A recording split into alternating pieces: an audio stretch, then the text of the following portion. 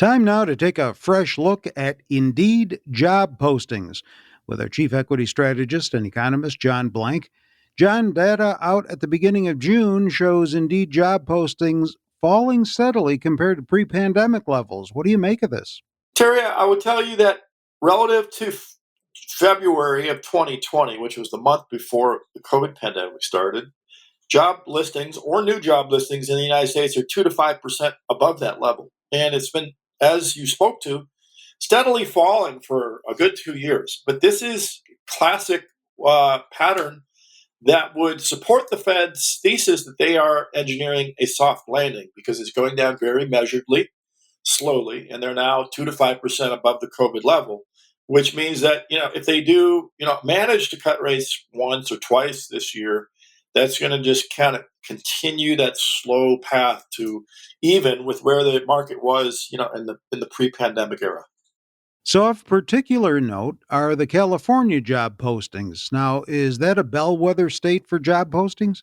Well, this is what's interesting. The Silicon Valley, San Jose metro area, is now at 60% job postings versus the pre-pandemic period. So it's very low.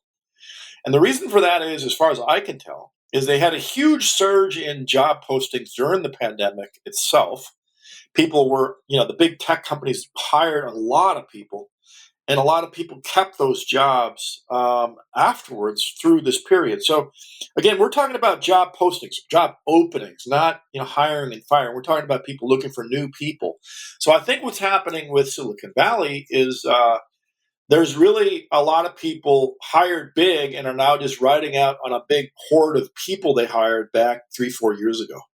So, overall, why is this data important to note, especially now?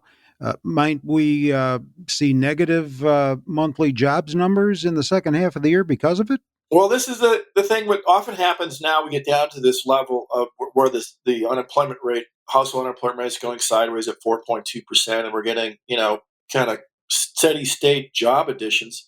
Is to look at a different reference and look for these patterns that support the thesis that the Fed's engineering a soft landing, because that just gives us another way to come to the same conclusion that the economy, while it's not strong, is certainly steady at a slow growth level. At a time when the latest data shows inflation in check, consumer sentiment rising at a higher level than expected, a little slippage in retail sales thrown in there. But does this jobs data pose any major downside risk to the economy going forward? It does in one respect, which is the fact that there's 60% job postings level in the Silicon Bay area. If I have the story wrong, and I'm telling you about job hoarding that picked up in COVID, and it's not that, and it's just simply low demand, and California is presaging a really big pullback in job postings that are going to be seen across the nation, that would be concerning. Do you see this job posting data negatively impacting GDP forecasts at all? Not yet, Terry. We got to be very careful with the GDP forecast because imports are a subtraction to growth because it's production done abroad. And when you have a tariff war or tariffing event, first quarter we had -2% GDP growth, but that was really driven by a historically high surge in imports. And now we're getting another report for the second quarter of 3.8% positive GDP growth for the second quarter, which again is just a less imports now because we imported them in the first quarter, which, like I said, is a subtraction, not an addition. So less than a subtraction means more growth at the top end. So GDP growth, at least the first half of this year, is no longer a very relevant statistic for gauging the overall level of demand of the U.S. economy. The Fed met this week. Now, as we speak here, they have not yet announced results of that meeting as far as rates are concerned or anything else. But what do you think they need to see before they cut rates again? Well, Terry, they would like to see the core PCE rate, which is at 2.6%, get down to 2.2%. They need another 3 or 4 ticks off the core PCE rate, not the broad PCE rate, to lower rates because they do manage a real rate environment, which in the real rates is their federal funds rate minus that core PCE rate. So the way they lower interest rates is by tracking down the core PCE rate. Also, coming out after the Fed meeting is their summary of economic projections. What do you expect to see there?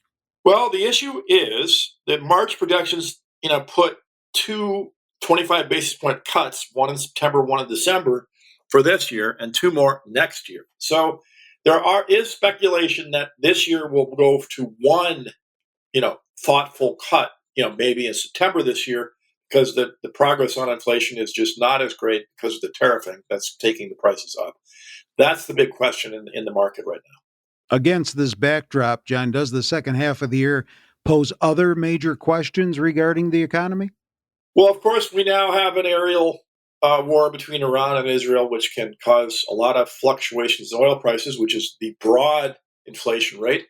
But it can get us into actual trade if we get shortages of trade or some attacks that spread outside those two combatants to other parts of the Middle East.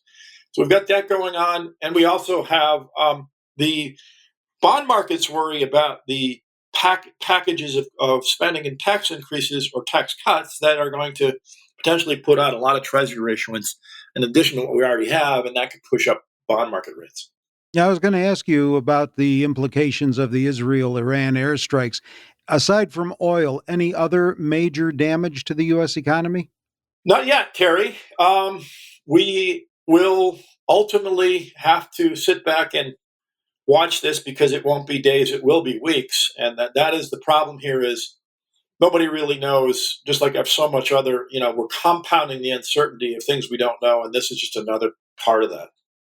Three large cap European stocks you're watching include, and I hope I pronounce this right, Compagnie de Saint Gobain, NatWest, and Lanza Group. Saint-Gobain is a designer, manufacturer, distributor of materials and solutions for construction and industrial markets. They're a French company, and so this is construction and renovation. You buy this would be big building materials type stock. You probably don't know this, but it's worth knowing about because it's got a value score of B, a growth score of B, and a number one ranked short term strong buy. And it's in that building products business right now, which is really strong, particularly even in Europe. And the price of this company is $22 a share. So it's just if you're looking for cheap stocks that have some fundamental upside to them, this is a name to know about. NatWest Group. NatWest Group, ticker NWG, is a banking and financial company based in the United Kingdom. And so, again, if you're a U.S. person, you would probably not know this name off the top of your head. But these shares could have been picked up for $6 a share last year, and I've got them at $14 a share. So there's a big momentum around this name. People really into foreign banks in Europe, and there's a momentum trade going on. And part of its earnings in these areas because the European Union has been cutting rates over there, not like here. So you get a 6.8% rise in estimate revision this year and a 6% rise next year because their central bank, the ECB, and to the NatWest's UK group, the Bank of England, are cutting rates, and that is helping their banking system. And Lanza Group. Lanza Group, ticker LZAGY, is a supplier to the pharma, healthcare, and life sciences industry, and they're based in Basel, Switzerland. So this is a very big player in the health sciences and drug stocks, medical product stocks. And you probably don't know this name, but you've got another nice period pickup of 190 earnings this year and 230 in earnings next year. And again, if you're looking at a cheaper stock, this one's $68 a share, not like some of the pharma stocks in the United States are in the triple digits. So take a look at Lanza Group, ticker LZAGY.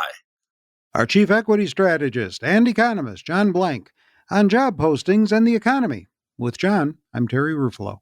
This material is being provided for informational purposes only, and nothing herein constitutes investment, legal, accounting, or tax advice, or a recommendation to buy, sell, or hold a security. Do not act or rely upon the information and advice given in this podcast without seeking the services of competent and professional legal, tax, or accounting counsel. Publication and distribution of this podcast is not intended to create, and the information contained herein does not constitute an attorney-client relationship. No recommendation or advice is being given as to whether any investment or strategy is suitable for a particular investor. It should not be assumed that any investments in securities, companies, sectors, or markets identified and described were or will be profitable. All information is current as of the date herein and is subject to change without notice. Any views or opinions expressed may not reflect those of Zacks Investment Research as a whole.